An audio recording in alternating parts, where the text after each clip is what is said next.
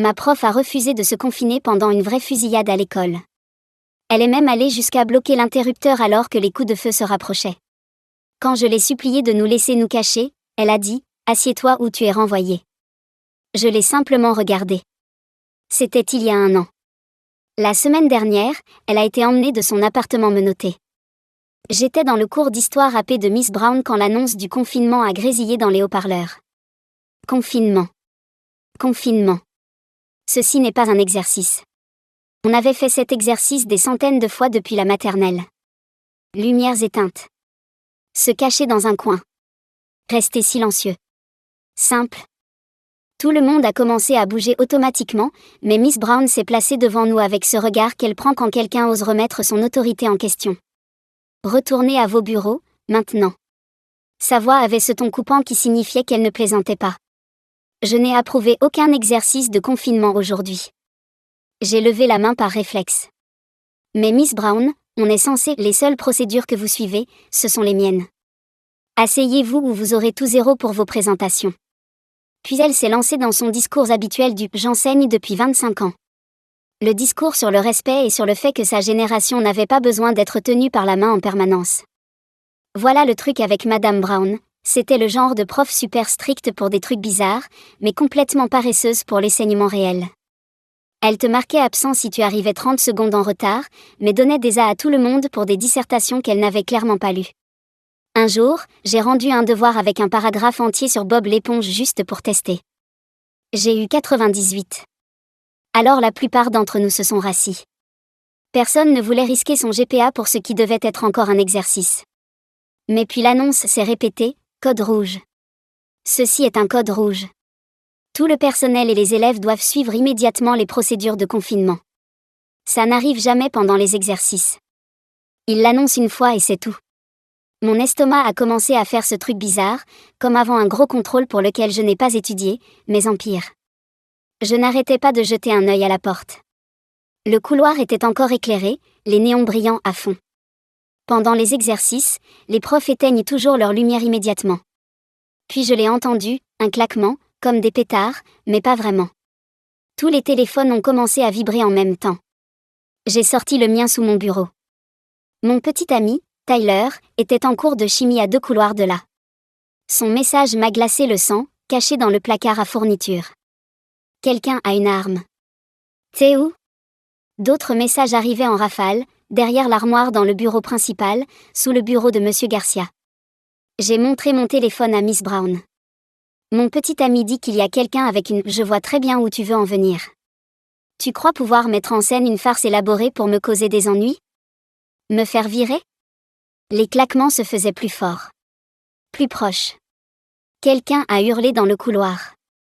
Pas un cri amusé, pas un cri pour jouer. C'est probablement le cours de théâtre qui répète, a dit Madame Brown, mais même elle n'avait plus l'air sûre. Je pouvais voir la classe de Monsieur Peterson en face. Lumières éteintes. Aucun mouvement. Juste de l'obscurité là où 20 élèves auraient dû se trouver. Mes mains tremblaient tellement que j'arrivais à peine à taper. Henderson ne nous laisse pas nous cacher. On est encore à nos bureaux. Tyler, quoi? Mets-toi en sécurité, maintenant. Ben a essayé à son tour. Le gentil Ben, celui qui ne contredisait jamais personne. Madame Brown, s'il vous plaît. Ça semble vrai. Les sentiments ne sont pas des faits. Ben, assieds-toi. On entendait encore plus de gens courir dans le couloir. Beaucoup de pas, tous allant dans la même direction. Fuyant quelque chose, ou quelqu'un. Le haut-parleur a grésillé une nouvelle fois, puis a coupé en plein mot. C'est là qu'on les a entendus. Ce n'était plus des petits pops. Bang. Bang. Bang. Comme si quelqu'un claquait une porte en métal, mais en plus net, plus fort, plus réel. Je me suis levée. On doit se cacher maintenant. Assieds-toi ou tu es renvoyé. Madame Brown s'est avancée pour bloquer l'interrupteur. Je ne vais pas perdre mon travail parce que vous voulez jouer. Quelque chose en moi s'est brisé. Je m'en fiche. J'ai foncé vers l'interrupteur. C'est à ce moment-là que tout le monde a paniqué. La moitié de la classe a couru vers le coin sécurisé. L'autre moitié est restée figée à ses bureaux, déchirée entre toute une vie de règles à respecter et cette voix primale qui hurlait « Danger ». Madame Brown a essayé d'attraper mon bras en passant, mais je me suis dégagée d'un coup. Elle criait au manque de respect et aux conséquences. Vous êtes tous hystériques. Cette paranoïa, c'est exactement ce que les réseaux sociaux vous ont fait. De la peur fabriquée. Mais on ne l'écoutait plus. Les bureaux raclaient le lino pendant qu'on barricadait la porte. Quelqu'un pleurait. Quelqu'un d'autre priait. Les élèves qui étaient restés figés ont enfin bougé, se jetant dans notre coin, entassés. 23 ados essayant de devenir invisibles. Tous sauf Madame Brown. Elle restait debout à son bureau, les bras croisés, la fureur irradiant d'elle. La poignée de la porte a cliqueté. Tout le monde a arrêté de respirer. La poignée a tourné, verrouillée. Dieu merci. Verrouillée. Une ombre est passée sous la porte. Elle s'est arrêtée. On entendait une respiration de l'autre côté. Ou peut-être que ce n'était que mon cœur qui battait trop fort dans mes oreilles. Des pas qui s'éloignaient. Les 10 secondes les plus longues de ma vie. L'équipe du SWAT nous a trouvés 40 minutes plus tard. Madame Brown parlait encore de notre réaction excessive face à un simple exercice. Et une semaine plus tard, on a enfin compris pourquoi. Parce que c'est là qu'ils nous ont dit qui était le tireur. Jake Wilson, de ma classe d'anglais de seconde. Le garçon silencieux qui s'asseyait au fond, dans le coin, a dessiné des personnages d'anime dans son cahier. L'ambulancière passait le brassard pour la tension autour de mon bras pendant que j'étais assis sur la civière dehors. Tout mon corps tremblait comme si j'avais une hypothermie alors qu'on était en mai. Elle vérifiait mon pouls encore et encore, me demandant si j'arrivais à bien respirer, mais tout ce à quoi je pensais, c'était Jake qui passait devant notre porte. Jake avec une arme. Jake, à qui j'avais prêté un crayon la semaine dernière. La détective Santos est arrivée avec son insigne et son carnet, s'est accroupie pour être à ma hauteur, me demandant de lui raconter tout ce qui s'était passé dans la salle de Madame Brown. Je lui ai parlé de l'annonce, du fait que Madame Brown nous avait forcés à rester à nos bureaux, des bruits qui se rapprochaient. Elle a tout noté, hochant la tête quand j'ai mentionné que j'avais éteint les lumières moi-même. Le parking était un chaos total, avec des parents courant de partout, des camions de presse qui s'installaient, des ambulances qui partaient sirènes hurlantes. Maman a traversé le ruban de police en trombe, encore en tenue d'hôpital, le mascara dégoulinant sur son visage, et m'a serré si fort que je n'arrivais plus à respirer. Elle n'arrêtait pas de toucher mon visage, mes bras, cherchant des blessures qui n'existaient pas, tout en exigeant des explications de la détective Santos sur comment une prof avait pu laisser des élèves exposés pendant une fusillade en cours. La mère de Tyler était là aussi, en larmes, le serrant encore et encore pendant qu'il restait planté là, le regard vide. La détective Santos m'a emmené dans un endroit plus calme et a sorti sa tablette, me montrant des captures d'écran de mon message à Tyler disant que Madame Brown ne nous laissait pas nous cacher. Elle m'a dit que 23 élèves avaient déjà donné la même version, et que Madame Brown continuait d'insister que tout cela était faux, même après le début des coups de feu. 2 élèves sont morts dans le couloir de maths, m'a-t-elle dit. 3 autres étaient à l'hôpital, tous provenant de salles qui avaient suivi le protocole immédiatement, sauf une fille qui avait été frôlée par une balle passée à travers une porte. Papa est arrivé et a pris le relais de maman, me conduisant jusqu'à son camion sans dire un mot. La radio est restée éteinte tout le trajet, et on a tous les 2 sursauté quand une moto a rugi en passant à côté de nous à un feu rouge.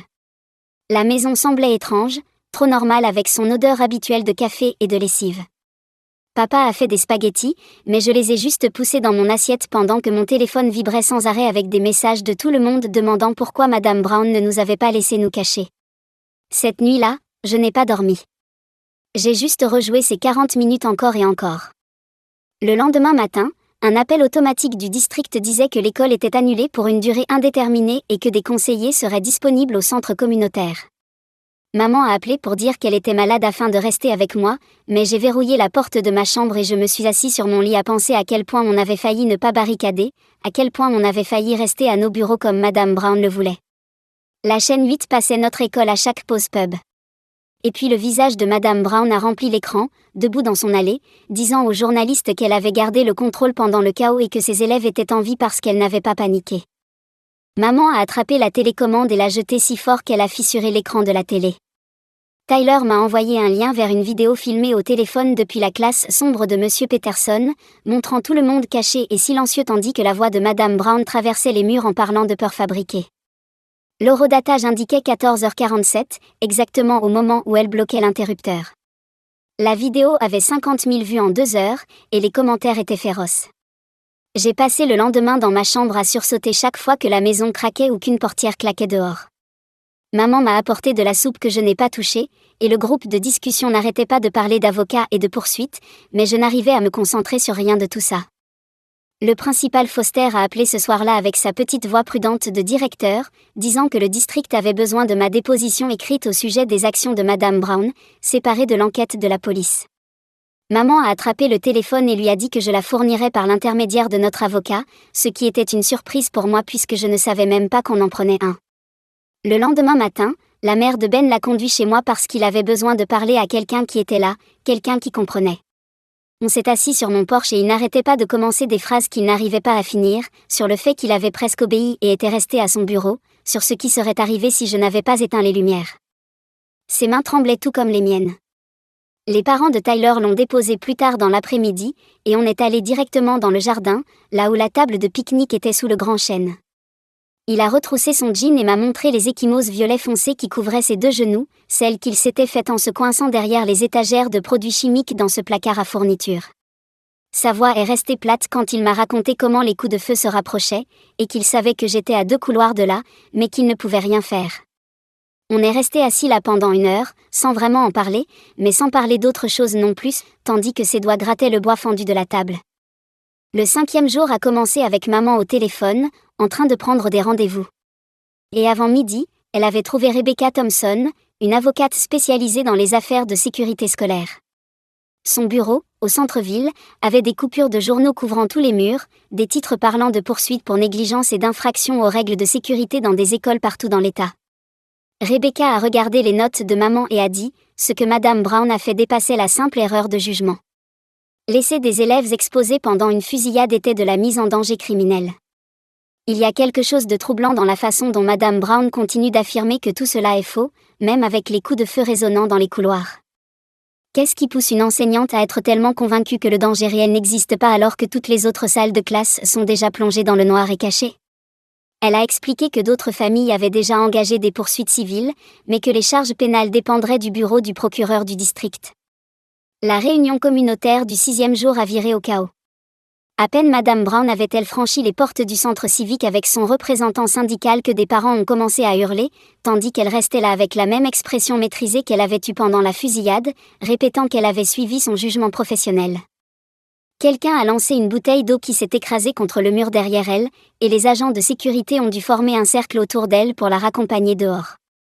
La détective a appelé le soir même avec une question qui m'a glacé le sang, demandant si Madame Brown avait déjà mentionné Jake Wilson en classe depuis qu'il avait été son élève 3 ans auparavant. Jake Wilson était le nom que tout le monde connaissait par des chuchotements et des messages de groupe, mais que les infos refusaient encore de confirmer. Jour 7, le matin. Je me suis enfin forcée à prendre une douche et à quitter les vêtements que je portais depuis des jours. Papa était devant la cuisinière en train de faire des pancakes comme n'importe quel autre dimanche, mais on a tous les deux sursauté quand la sonnette a retenti. Juste le livreur qui déposait un colis. Mais cette seconde de panique devenait notre nouvelle normalité. Ce soir-là, les infos ont enfin confirmé ce que tout le monde savait déjà, affichant la photo de Jake tirée de l'annuaire de l'année où il avait obtenu son diplôme. Ce gamin discret dont je me souvenais à peine de ma première année.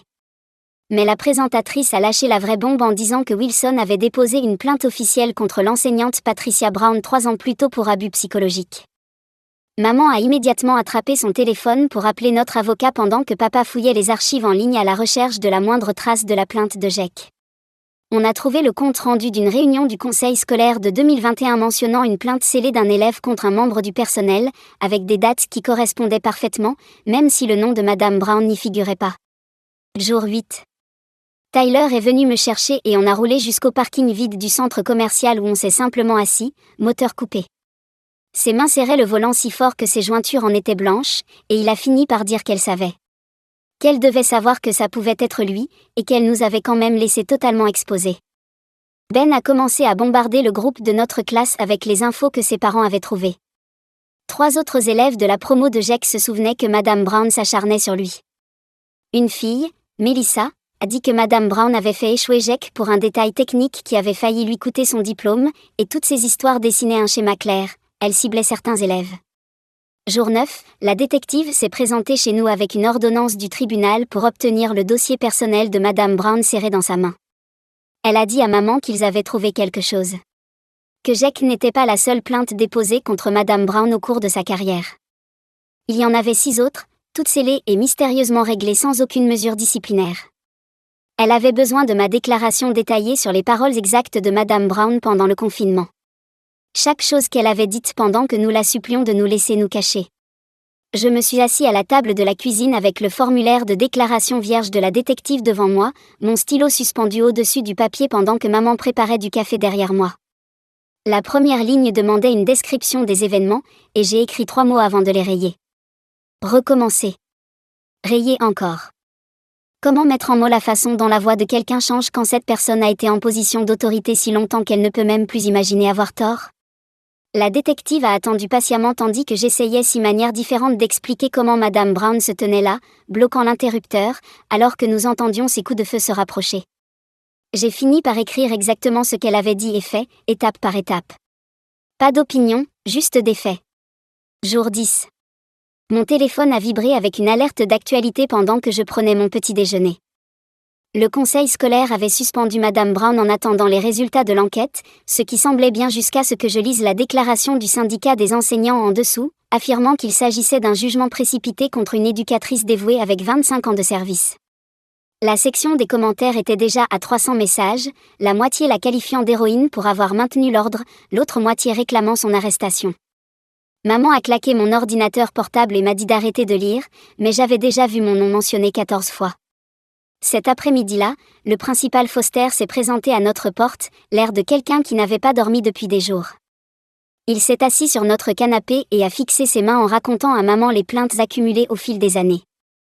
Des parents disant que Madame Brown était trop rigide, trop dure, mais elle était titularisée et ses élèves obtenaient de bons résultats au test, alors rien ne se passait jamais. Sa voix s'est brisée lorsqu'il a mentionné les 2 élèves qui ne s'en étaient pas sortis. Le 11e jour a commencé avec mon téléphone qui explosait de notifications à 6h du matin parce que quelqu'un avait fuité le manifeste de Jake sur un site d'actualité avant que le FBI ne puisse le verrouiller. 3 pages entières sur Madame Brown. Comment elle l'avait recalé à son mémoire de fin d'études à cause d'une note de bas de page manquante. Comment cette seule note lui avait coûté son admission à l'université de ses rêves, comment elle avait ri lorsqu'il avait demandé une chance de corriger. Les détails m'ont donné la chair de poule. Des dates, des heures, des conversations qu'il avait enregistrées en secret pour construire son dossier sur pourquoi elle méritait ce qui allait lui arriver. Notre avocate, Rebecca, a convoqué une réunion d'urgence ce soir-là avec les 23 familles de la classe de Madame Brown entassées dans une salle de conférence du Holiday Inn. Elle se tenait devant nous avec une pile de documents et a lâché la bombe. Le district scolaire était au courant de l'obsession de Jake pour Madame Brown parce que son thérapeute avait envoyé un avertissement 2 mois avant la fusillade. La pièce a explosé, des parents criant, pleurant, exigeant des réponses pendant que Rebecca essayait d'expliquer les lois de signalement obligatoire et les responsabilités juridiques. Jour 12. Je me suis réveillée avec 47 notifications Instagram parce que Madame Brown était passée dans un podcast appelé Truth in Education et avait passé 1 heure à se présenter comme la victime de la culture woke et de l'hystérie adolescente. Elle avait même utilisé mon nom complet, m'avait qualifié d'élève à problème avec des absences répétées, avait transformé les funérailles de ma grand-mère en une excuse pour sécher les cours pour le plaisir. L'animateur acquiesçait sans arrêt, disant « Les jeunes aujourd'hui sont fragiles, incapables de supporter la discipline, ils veulent des espaces sécurisés au lieu d'une vraie éducation. » Rebecca a déposé une mise en demeure en moins de 2 heures, mais l'épisode avait déjà été téléchargé 12 000 fois. Mon Instagram s'est rempli d'inconnus me traitant de menteuse, de chercheuse d'attention, d'actrice de crise. Quelqu'un a trouvé le numéro de travail de maman à l'hôpital et a commencé à appeler le poste des infirmières pour demander si elle était fière d'avoir élevé une fille qui détruit la vie des enseignants. Jour 13. Tyler est venu avec son sac de couchage et s'est installé sur le sol de ma chambre parce qu'aucun de nous ne supportait d'être seul désormais. Nous sommes restés là dans le noir à 3 heures du matin, les yeux grands ouverts, fixant le vide. Il n'arrêtait pas de repasser cette journée, disant qu'il aurait pu tirer l'alarme incendie depuis la salle de chimie. Que cela aurait évacué tout le monde avant même que Jake ne commence. Les et s'il nous dévorait de l'intérieur, mais il n'y avait rien à dire qui puisse améliorer les choses. Le mari de Madame Brown, qui vendait de l'immobilier dans toute la ville, a lancé un GoFundMe pour sa défense légale le lendemain matin et il a atteint 30 000 $ en 6 heures. La description parlait d'une chasse aux sorcières contre une enseignante dévouée, incluant des photos d'elle lors de remises de diplômes avec d'anciens élèves devenus médecins ou avocats, en omettant soigneusement tous ceux qui ne rentraient pas dans le récit. Des gens de 3 États différents faisaient des dons et laissaient des commentaires disant que les libéraux détruisent l'éducation. Jour 14, la mère de Ben a appelé pour dire qu'il se retirait de l'action collective. Sa voix tremblait tandis qu'elle expliquait que l'entreprise de construction du père de Ben venait de perdre 3 contrats majeurs sans la moindre explication. Elle n'arrêtait pas de répéter qu'on ne pouvait pas prouver que c'était lié, mais tout le monde savait que le beau-frère de Madame Brown dirigeait la plus grosse société immobilière de la ville et jouait au golf avec la moitié du conseil municipal. Daniel Harris, de ma classe, m'a retrouvé au café cet après-midi-là, son téléphone déjà en main, tremblant, alors qu'il se laissait tomber sur le siège en face de moi. Il s'était caché dans le bureau principal pendant toute la scène, coincé derrière le bureau de la secrétaire d'où il pouvait voir l'écran de surveillance, et il avait tout filmé sans même y penser. La vidéo était granuleuse, mais suffisamment nette pour voir Madame Brown marcher dans le couloir 30 secondes après les premiers coups de feu, ni en train de courir, ni en train de se baisser, juste marcher comme si c'était un jour normal entre 2 cours, alors que la porte de Monsieur Peterson était déjà barricadée et que Madame Garcia avait ses élèves cachés sous les bureaux. Daniel l'a transféré à la détective Santos juste là, devant moi, ses doigts allant si vite qu'il ratait les touches. Jour 15, je suis retournée en thérapie pour la première fois depuis le collège, quand mes parents ont divorcé. Le cabinet du docteur Patel avait les mêmes plantes en plastique, les mêmes murs beige et cette machine à bruit blanc censée être apaisante mais qui me faisait juste penser à de la statique. Je lui ai parlé de l'ombre sous la porte et de la façon dont j'entends encore Madame Brown dire que nous sommes hystériques alors que des gens mouraient dans le couloir. Elle prenait des notes sur son bloc jaune et m'a demandé de décrire ce que je ressentais dans mon corps quand j'y repensais. La vidéo de Daniel a atterri sur Twitter avant le dîner ce même jour et avant minuit, #BrownNew était en tendance avec 40 000 partages. Les gens continuaient de ralentir la vidéo et de zoomer sur l'endroit où on la voyait consulter son téléphone pendant que d'autres professeurs tiraient des élèves dans les salles de classe. L'horodatage était clair comme de l'eau de roche, montrant que tout cela se passait après le début de la fusillade. Des camions de chaînes d'infos ont débarqué chez Daniel et ses parents ont dû l'envoyer chez sa tante à Boston. Jour 16. La détective Santos m'a convoqué pour revoir les images avec une spécialiste de l'État qui n'arrêtait pas de pointer l'écran avec son stylo. Elle m'a montré qu'il n'y avait aucune réaction de sursaut quand les coups de feu retentissaient. Aucune surprise sur le visage de Madame Brown, juste cette décision calme de continuer à marcher. Il construisait un dossier pour mise en danger volontaire, m'a-t-elle dit, ce qui pouvait signifier jusqu'à 5 ans de prison. Maman est venue me chercher au commissariat et a filé directement au bureau du district où elle a rempli les papiers pour me retirer de l'école et me faire l'école à la maison. Madame Brown marchant calmement dans le couloir tandis que les autres professeurs barricadaient les portes est exactement le genre de détail qui fait se frotter les mains aux avocats et saisir leur chèque aux compagnies d'assurance. Maman a pris 3 semaines de congé qu'elle économisait depuis des années et m'a dit qu'elle se fichait de mes dossiers d'admission à l'université. Elle se souciait uniquement du fait que je sois vivante. Et on a fini toutes les 2 en larmes dans la cuisine pendant que les pâtes débordaient sur la cuisinière. Jour 17. L'avocat de Madame Brown a organisé une grande conférence de presse sur les marches du tribunal avec 3 de ses anciens élèves en costume derrière lui. L'un d'eux était maintenant sénateur de l'État et ne cessait de parler de conclusions hâtives, promettant d'enquêter sur l'enquête elle-même, tandis que l'avocat affirmait que la vidéo avait été truquée et réclamait une analyse indépendante. Les parents de Tyler n'ont pas attendu tout ça et l'ont transféré à l'école privée Saint-Maries le jour même. Sa mère expliquait qu'il ne pouvait pas attendre que le système règle la situation. Il m'envoyait des messages sans arrêt depuis sa nouvelle école, se sentant coupable d'être parti, même si je n'arrêtais pas de lui dire d'y aller, de sortir de là tant qu'il le pouvait. Nos téléphones étaient devenus une sorte de ligne de survie, tous les 2 réveillés à 3 heures du matin à se texter juste pour vérifier que l'autre était toujours là. Jour 18. Je n'arrivais pas à dormir encore une fois, alors j'ai commencé à googler Madame Brown et je suis tombée sur un vieux fil Reddit de 2019 où quelqu'un demandait « Quel est le pire prof que vous ayez eu ?» 3 comptes différents la mentionnaient par son nom, parlant de ses jeux psychologiques et de la façon dont elle choisissait chaque année un élève à tourmenter. Le fil avait été supprimé, mais la version en cache était toujours accessible sur la Wayback Machine. Alors, j'ai tout capturé en capture d'écran et je l'ai envoyé à notre avocate. Jour 19. La réunion du conseil scolaire a tourné au chaos total quand les parents ont commencé à hurler les uns sur les autres à travers l'auditorium. La moitié voulait que Madame Brown soit arrêtée immédiatement et l'autre moitié pensait qu'elle servait de bouc émissaire, avec une femme criant que Madame Brown avait sauvé ses élèves en maintenant l'ordre. Le père de Ben s'est levé, même s'il s'était retiré de l'action en justice, et a hurlé qu'elle avait failli tous les tuer, et la sécurité a dû vider toute la salle pendant que des gens continuaient à se pousser et à se bousculer sur le parking. Rebecca Harris, la mère de Daniel, a demandé une ordonnance restrictive le lendemain matin après que les partisans de Madame Brown ont commencé à apparaître devant nos maisons, prenant des photos de nos portes d'entrée et les publiant en ligne avec nos adresses. Le juge a déclaré que sans menace directe, ce n'était que de la liberté d'expression, et Rebecca est restée assise dans la salle d'audience en pleurant pendant qu'il expliquait que prendre des photos depuis un espace public n'était pas illégal. Cette même nuit, je n'arrivais pas à dormir et je passais mon temps à faire défiler les commentaires sur mon téléphone, regardant toutes les personnes qui défendaient Madame Brown. Vers 3 heures du matin, quelque chose en moi s'est brisé. J'ai attrapé mon ordinateur portable et j'ai commencé à ouvrir les enregistrements audio de ce jour-là que les médias avaient publiés. La chronologie était désormais accessible au public grâce à l'enquête, et j'ai synchronisé les mots exacts de Madame Brown avec les bruits de coups de feu en arrière-plan. J'ai calé mon téléphone contre ma lampe de bureau, j'ai appuyé sur enregistrer et j'ai simplement commencé à lire la transcription. Je n'ai approuvé aucun exercice de confinement aujourd'hui. Bang! L'écho résonnait depuis les haut-parleurs de mon ordinateur. Asseyez-vous ou vous aurez tous des zéros. Bang! Bang! Mes mains tremblaient, mais j'ai continué, passant en revue chaque chose qu'elle avait dite alors que des enfants mouraient dans le couloir. Quand je l'ai posté sur TikTok à 4h17, je ne m'attendais à rien.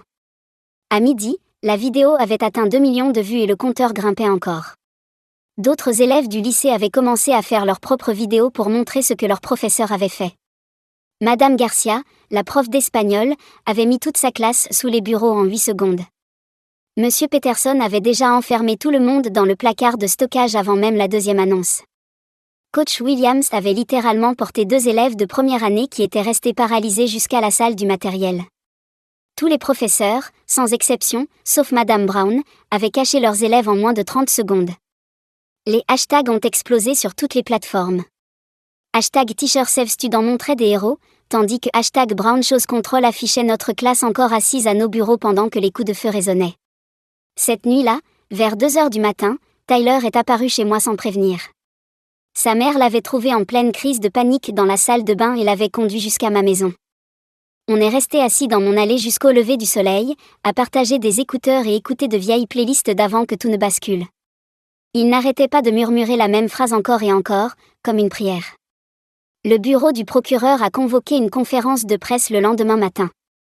23 chefs d'accusation de mise en danger irresponsable d'un mineur, un pour chaque élève de notre classe. Madame Brown s'est rendue d'elle-même, portant un tailleur bleu marine avec toutes ses récompenses d'enseignante épinglées sur sa veste comme des médailles. Les caméras ont tout capté, chaque seconde, pendant qu'elle montait les marches du tribunal, le menton levé et ce petit sourire aux lèvres. Son audience pour la mise en liberté sous caution a eu lieu dans l'après-midi et le juge l'a fixée à $50 000. Ses partisans avaient lancé un GoFundMe avant même qu'elle ne soit enregistrée. 2h17, c'est tout ce qu'il a fallu pour réunir la somme complète. Elle est sortie du tribunal en souriant encore et s'est arrêtée juste devant les caméras. Maman a dû me saisir par les 2 bras et me tirer littéralement jusqu'à la voiture quand Madame Brown a commencé à parler de justification et de contrôle. Les familles des victimes ont commencé à se réunir au centre communautaire le mercredi, mais je n'arrivais pas à m'y rendre. Maman y allait à ma place et revenait les yeux bouffis à chaque fois. Elle me serrait simplement plus fort sans jamais commenter ce qu'elle avait entendu là-bas. Ben m'a envoyé une photo de quelque chose que sa mère avait trouvé en rangeant de vieux dossiers de l'association de parents dans son garage. La dissertation de première de Jake Wilson, couverte des annotations de Madame Brown en rouge. L'essai me paraissait très bien, mais ses commentaires étaient d'une brutalité incroyable, parlant de réflexions paresseuses et d'efforts décevants. En bas, de son écriture parfaite, elle avait laissé une note à propos de discuter de son avenir dans son cours. Le détective Santos m'a appelé le lendemain pour me dire qu'ils avaient trouvé 6 autres plaintes contre Madame Brown datant de 15 ans. Toutes venant d'élèves masculins et mentionnant ce que les parents appelaient une forme de manipulation psychologique. Chaque plainte avait été abandonnée après des réunions à huis clos avec l'administration. La détective avait l'air épuisée quand elle m'a expliqué que ce n'était pas inhabituel dans ce genre d'affaires. Le proviseur Foster a démissionné lors d'une conférence de presse d'urgence que personne n'avait vu venir. Il s'est tenu à ce podium et a réellement admis qu'il nous avait laissé tomber. Il a dit que Madame Brown aurait dû être écartée des années plus tôt, mais qu'il avait choisi la solution de facilité à la place. Les journalistes semblaient stupéfaits de voir quelqu'un assumer ses responsabilités pour une fois. 2 jours plus tard, l'avocat de Madame Brown a déposé une contre-plainte contre le district scolaire pour 5 millions de dollars. Ils affirmaient que le district faisait d'elle un bouc émissaire pour masquer ses propres failles de sécurité. Mon téléphone a vibré avec l'alerte actu alors que j'étais dans la salle d'attente de ma thérapeute, et j'ai littéralement éclaté de rire devant tant d'audace. Le lendemain, Rebecca a convoqué une réunion au centre communautaire et les 23 familles sont venues. Elle s'est tenue devant nous avec des piles de documents et a commencé à les distribuer en expliquant que nous n'étions plus seulement en train de nous défendre. Nous déposions des plaintes pénales auprès du Conseil d'État et engagions une action fédérale pour violation des droits civiques. Les parents signaient des formulaires et échangeaient leurs numéros pendant que l'assistante de Rebecca prenait des notes sur son ordinateur portable. Cette nuit-là, je n'ai pas réussi à dormir, alors j'ai commencé à tout écrire dans un vieux carnet que j'avais retrouvé dans un tiroir de mon bureau. Chaque mot prononcé par Madame Brown pendant ces 47 minutes a rempli les pages. La façon dont elle bloquait l'interrupteur, comment elle nous menaçait de zéro et d'expulsion alors que les coups de feu se rapprochaient.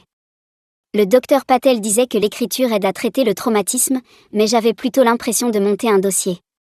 3 jours plus tard, mon téléphone s'est mis à exploser de notifications à propos d'un nouveau site. Un groupe d'anciens élèves de Madame Brown avait créé quelque chose intitulé Survivants de la salle 203.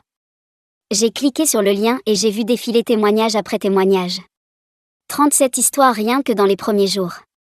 Des élèves d'il y a 10 ans décrivant les mêmes méthodes. L'humiliation publique quand on la questionnait. Les notes qui baissaient mystérieusement si on osait défier son autorité. Des jeux psychologiques qui vous faisaient douter de vous-même. Le schéma était là, évident, sous les yeux de tout le monde.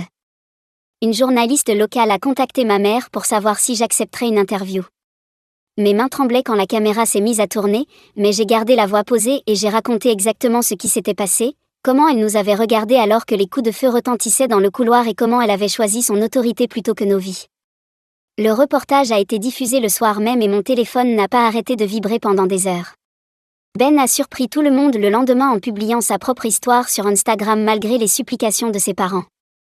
Il a écrit qu'il avait failli rester assis parce qu'il avait plus peur des punitions de Miss Brown que de mourir. Il a dit que je lui avais sauvé la vie en lui désobéissant. En 3 heures, sa publication comptait déjà 10 000 partages et continuait de grimper. L'agent du FBI a appelé mes parents dans l'après-midi avec de nouvelles informations qu'ils avaient découvertes. Jack avait envoyé un message à un ami la veille de la fusillade pour dire que Ms. Brown l'avait humilié devant tout le monde. L'ami avait supprimé les messages par culpabilité, mais les enquêteurs les avaient récupérés sur les serveurs de l'opérateur. Les textos étaient explicites sur les intentions de Jack et sur sa haine particulière envers Ms. Brown. 2 jours plus tard, la nouvelle est tombée, le mari de Ms. Brown avait demandé le divorce et avait déménagé au milieu de la nuit. Les documents judiciaires montraient qu'il planifiait cela depuis des mois, mais la fusillade avait avancé son calendrier. Même son propre mari abandonnait le navire. J'ai dû retourner à l'école pour récupérer mes affaires puisque le semestre touchait à sa fin. La salle 203 était toujours scellée avec un ruban de scène de crime barré sur la porte. Le couloir semblait faux, et l'odeur de produits industriels essayait de masquer quelque chose d'autre. J'ai attrapé mes affaires dans mon casier aussi vite que possible pendant que Tyler m'attendait sur le parking, moteur allumé. L'accusation avait fait appel à une experte nommée Dr Catherine Mills, spécialisée dans les réponses en situation de crise. Elle a passé 3 jours à tout examiner et sa conclusion était implacable. Ms. Brown avait violé chaque protocole établi et fait preuve d'une négligence grave qui avait directement mis nos vies en danger. Le fait que les partisans de Ms. Brown aient réuni 50 000 $ en seulement 2 heures me fait me demander qui, exactement, possède ce genre d'argent et cette motivation pour défendre une professeure qui a laissé des élèves assis pendant que des coups de feu retentissaient. Son rapport faisait 50 pages de langage professionnel disant essentiellement que Ms. Brown avait choisi le contrôle plutôt que les enfants. Puis les partisans de Miss Brown ont décidé d'organiser un rassemblement devant le palais de justice, ce qui a tourné au désastre. Les parents des 2 élèves décédés sont arrivés en tant que contre-manifestants. Quand quelqu'un a crié que Brown n'avait rien fait de mal, l'une des mères s'est simplement effondrée en sanglotant sur les marches du tribunal. La photo est devenue virale en quelques minutes, montrant notre ville complètement divisée. Des vents de chaînes d'informations venant de 3 États différents ont commencé à arriver. La mère de Tyler a organisé une réunion de soutien au centre communautaire ce week-end-là, où 23 d'entre nous, les survivants, se sont rassemblés en cercle sur des chaises pliantes. La fille de la classe de Monsieur Peterson n'arrêtait pas d'enrouler une mèche de cheveux autour de son doigt pendant qu'elle racontait comment leur professeur avait immédiatement retourné des bureaux pour créer une barrière. Un autre élève de l'aile scientifique a décrit comment son professeur les avait tirés dans la réserve de produits chimiques et avait bloqué la porte avec un classeur métallique. Tout le monde avait la même histoire sauf nous. Leur professeur les avait protégés. La nôtre avait essayé de nous faire tuer. Une fille m'a simplement regardée et a dit « On n'aurait jamais dû avoir à nous sauver nous-mêmes » et tout le monde a acquiescé. Le Conseil d'éducation de l'État a finalement lancé son enquête au jour 35, après que la pression médiatique soit devenue trop intense. Rebecca m'a appelé cet après-midi-là pour dire qu'ils allaient assigner le district scolaire à fournir 10 ans de dossier. Elle a dit que les enquêteurs avaient trouvé 17 plaintes officielles contre Madame Brown qui n'avaient jamais été correctement enregistrées. Des poursuites pénales contre les administrateurs qui l'avaient protégée étaient désormais envisagées. Maman a organisé un dîner avec la famille de Tyler ce soir-là, où nous sommes tous restés assis autour de leur table à repousser la nourriture dans nos assiettes. Le père de Tyler essayait de parler de ses projets universitaires pour l'année prochaine, mais les mots restaient suspendus dans l'air. Sa mère a évoqué des idées de vacances d'été, mais elle s'est arrêtée en plein milieu de sa phrase lorsqu'une voiture a pétaradé dehors et que nous avons tous sursauté. Nous faisions semblant de ne pas être différents maintenant, que les bruits forts ne nous glaçaient pas, que les ombres ne faisaient pas accélérer nos battements de cœur. Le 40e jour, je me suis retrouvée au bâtiment du Capitole de l'État, un micro devant moi et 300 personnes dans le public. Le comité législatif était assis derrière son long bureau à prendre des notes pendant que je lisais ma déclaration préparée. J'ai dit que Madame Brown avait utilisé son autorité comme une arme alors qu'une véritable arme se trouvait dans notre école. J'ai dit qu'elle avait choisi son ego plutôt que nos vies. J'ai demandé combien de plaintes il fallait avant que quelqu'un agisse. Les représentants m'ont simplement regardé quand j'ai terminé. 2 jours plus tard, un concierge nommé Frank a contacté notre avocate avec quelque chose d'énorme. Il avait des images de sécurité datant de 3 ans que personne ne savait exister parce qu'elles provenaient d'un ancien système de caméra qu'ils avaient oublié de déconnecter. La vidéo montrait Jake sortant de la salle de classe de Madame Brown, les larmes coulant sur son visage, avant de frapper un mur si fort que ses phalanges saignaient. L'horodatage correspondait exactement au jour où Jake avait déposé sa plainte contre elle. L'enquête initiale n'avait jamais inclus ces images parce que personne n'avait pensé à vérifier l'ancien système.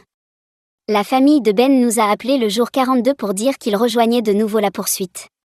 L'entreprise de son père avait mystérieusement récupéré tous ses contrats le même jour où le FBI avait commencé à enquêter sur le beau-frère de Madame Brown pour subornation de témoins.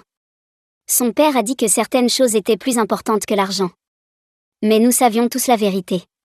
Le beau-frère avait fait marche arrière quand les agents fédéraux étaient arrivés à son bureau. Le grand jury s'est réuni la semaine suivante et a requalifié les charges contre Madame Brown en tentative de meurtre par indifférence dépravée.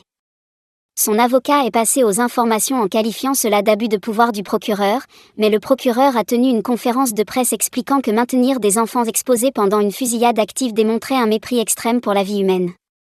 Les experts juridiques à la télévision disaient que cette accusation ne s'appliquait généralement qu'aux décès liés à la conduite en état d'ivresse, mais que cette affaire pourrait établir un nouveau précédent. Tyler a reçu sa lettre d'admission anticipée à l'université d'État le jour 45, mais il les a appelés cet après-midi-là pour demander un report d'1 an sabbatique. Il est venu chez moi ce soir-là et nous nous sommes assis sur mon porche pendant qu'il m'expliquait qu'il ne pouvait pas me laisser affronter le procès seul.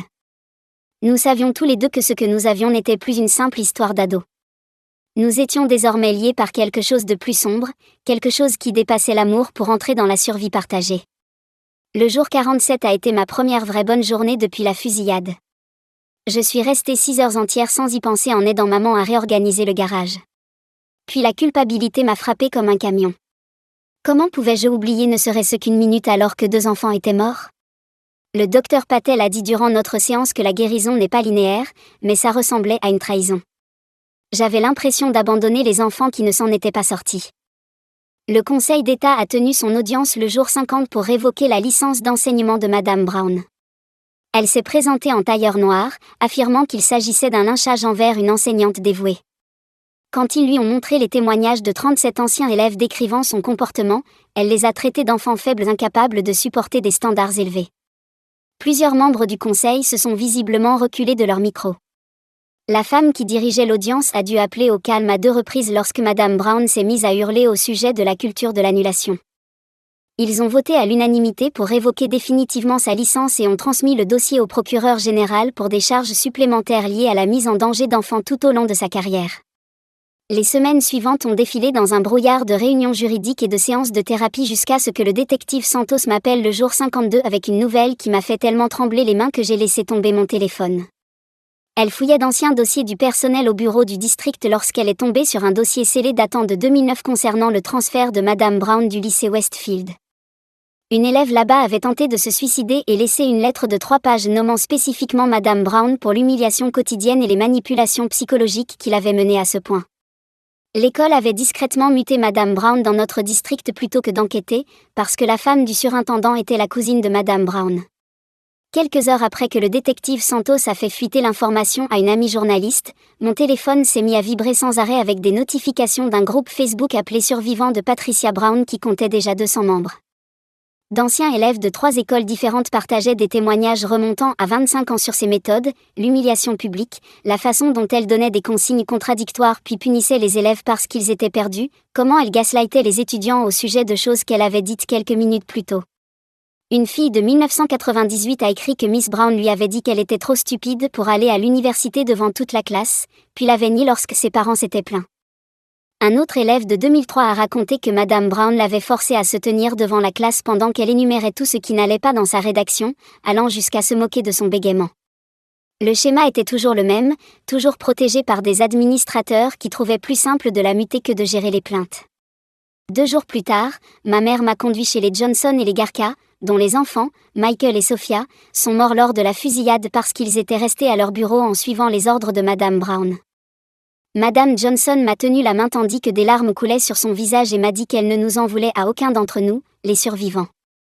La voix de Monsieur Garcia s'est brisée lorsqu'il m'a dit « Nous nous sommes battus pour nous sauver alors que leurs enfants n'en ont jamais eu la chance parce qu'ils ont suivi les règles. » Nous sommes restés assis dans leur salon à pleurer ensemble pendant 1 heure, en regardant des photos de Michael et Sophia au bal de promo seulement 3 semaines avant leur mort.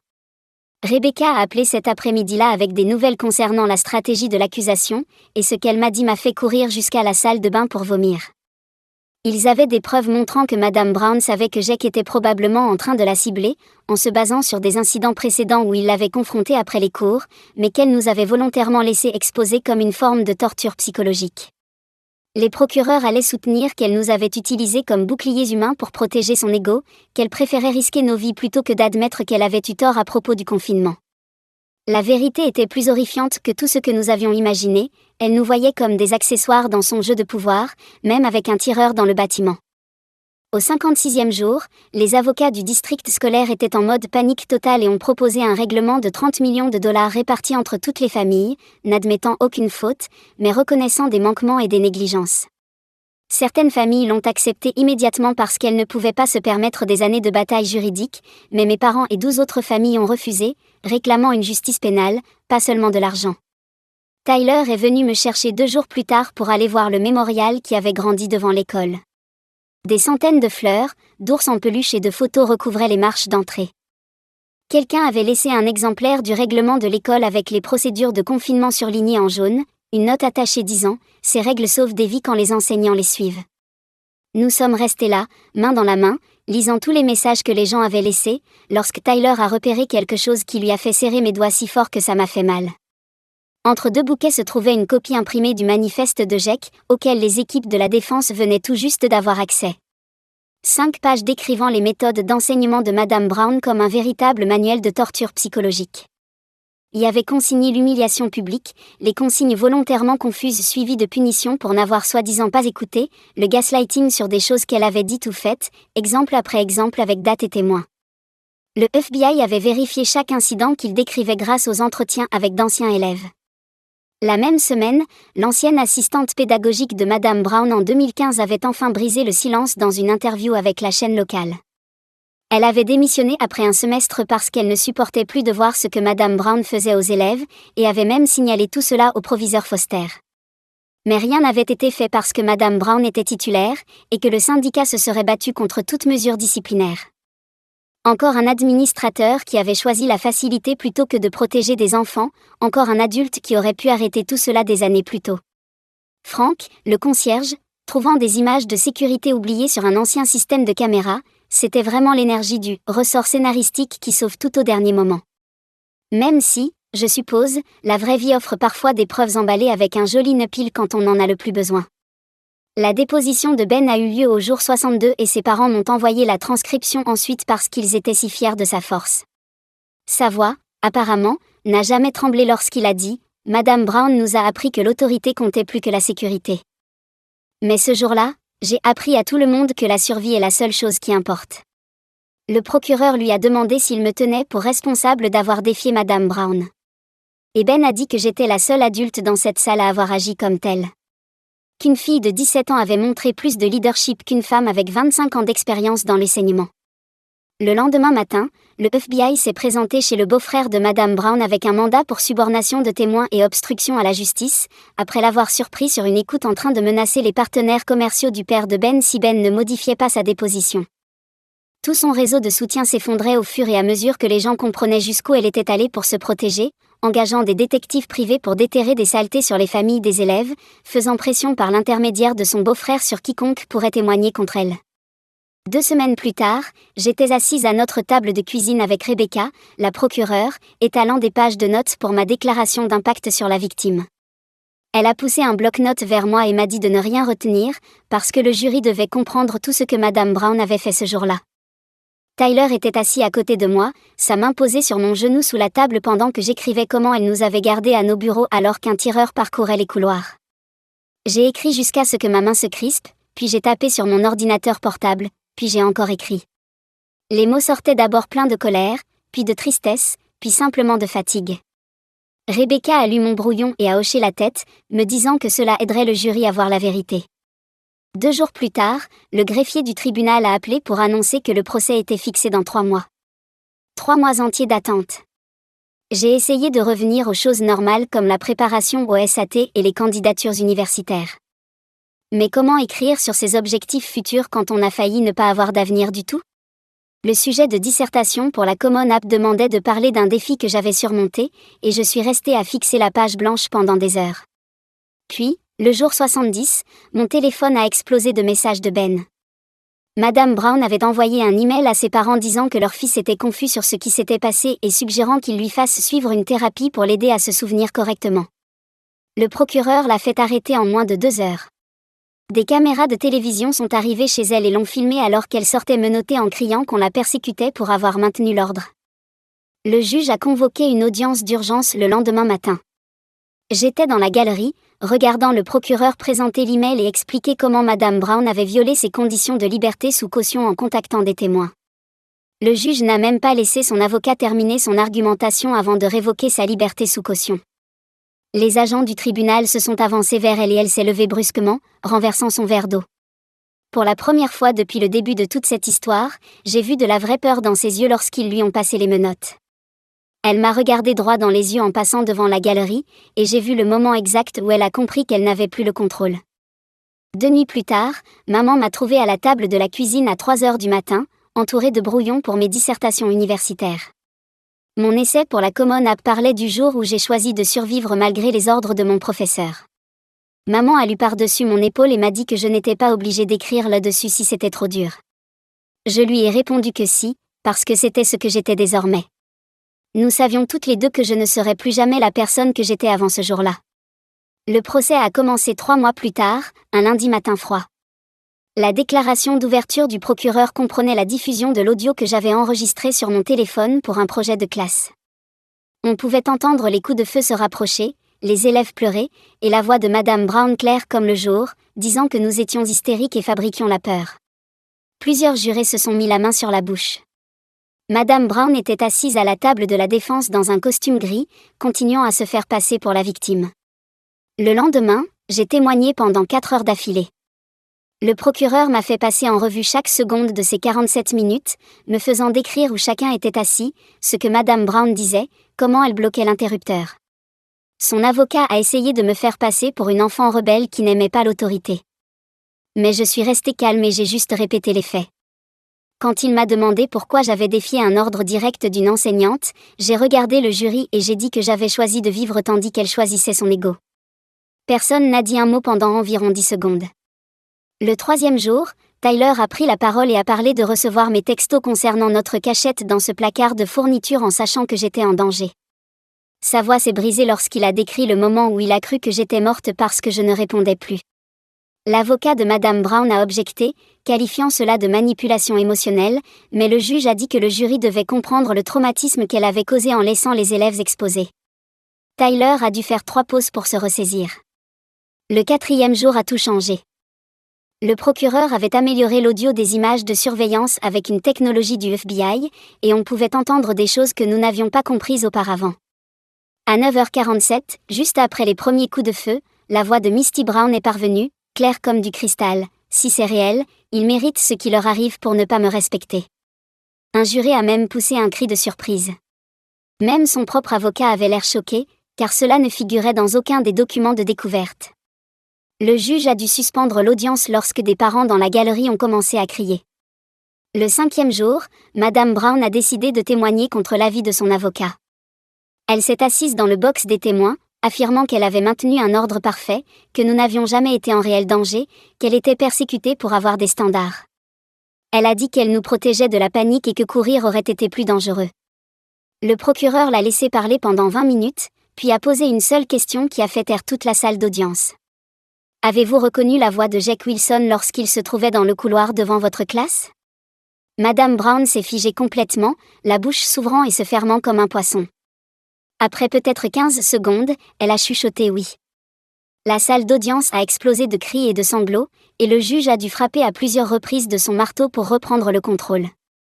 Le procureur s'est levé lentement une fois que le calme était revenu et s'est avancé jusqu'au visage de Madame Brown. Elle a posé la question à laquelle tout le monde pensait, mais que personne ne voulait entendre à voix haute. Madame Brown savait-elle que c'était Jake Wilson dans ce couloir? Le même Jake Wilson qui avait déposé 3 plaintes contre elle l'année dernière. La main de Madame Brown a commencé à trembler et son visage est passé du rouge au blanc puis au gris en environ 5 secondes. Toute la salle d'audience retenait son souffle, attendant sa réponse. Finalement, elle a craqué et a commencé à crier que Jake devait apprendre le respect, tout comme nous tous. Les membres du jury se regardaient bouche bée et une dame au dernier rang a commencé à pleurer. 3 semaines plus tard, nous sommes tous revenus pour le jour du verdict et on pouvait sentir la tension comme de l'électricité dans l'air. Le jury a mis 6 heures pour décider, mais quand ils sont revenus, ils l'ont déclaré coupable de tout. 23 chefs d'accusation pour mise en danger des enfants, plus quelque chose appelé indifférence dépravée qui sonnait encore pire. Madame Brown est tombée de sa chaise quand ils l'ont lu, et pour la première fois, elle avait l'air effrayée au lieu d'en colère. Le juge a dit qu'elle pouvait écoper jusqu'à 25 ans, et les familles des 3 enfants décédés ont commencé à sangloter. 2 semaines plus tard, j'ai dû lire ma déclaration d'impact de victime lors de la condamnation. Mes mains transpiraient tellement que je pouvais à peine tenir la feuille, mais je me suis forcée à la regarder en parlant. Je lui ai dit qu'elle m'avait appris qu'être en position d'autorité sans intelligence était dangereux.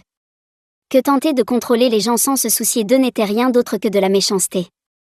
J'ai dit que je porterais ces 47 minutes avec moi pour toujours, mais qu'elle devrait porter ce qu'elle avait choisi de faire. Le juge lui a infligé 18 ans avec une possibilité de libération conditionnelle après 12 ans. Quand les gardes lui ont mis les menottes, elle s'est tournée vers nous tous et a dit qu'elle faisait juste respecter les standards. Même à ce moment-là, elle n'a pas compris. Et c'était peut-être la pire partie de tout ça. Un mois plus tard, Tyler et moi étions assis dans sa voiture à regarder des ouvriers installer de nouveaux détecteurs de métal et caméras à l'école. Nous étions différents maintenant, liés par ce qui s'était passé, mais aussi juste différents à l'intérieur. Tyler a pris ma main et a dit « Nous avons survécu ». Et cette fois, ce n'était pas une question. Ben est allé à la réunion du conseil scolaire ce printemps-là et a prononcé un discours incroyable sur la manière de réformer la gestion des plaintes contre les enseignants. Sa voix était forte et claire, rien à voir avec l'enfant effrayé qui avait failli rester assis ce jour-là. Il a dit « Aucun élève ne devrait avoir à choisir entre ses notes et sa vie ». J'ai commencé à l'université d'État cet automne-là en étudiant les politiques éducatives parce que quelqu'un doit bien corriger tout ça. Ma colocataire ne savait rien de ce qui s'était passé. Et pendant quelques semaines, j'étais juste Brianna au lieu de la fille de la fusillade. Ça faisait du bien, mais c'était aussi étrange de garder cette énorme chose en moi. Ils ont rouvert la salle 203 comme salle commémorative en novembre et m'ont demandé de prendre la parole lors de la cérémonie. Me tenir à l'endroit où MS Brown se tenait autrefois était si étrange, mais j'ai dit à tout le monde que protéger les enfants ne se résume pas à des serrures et des exercices.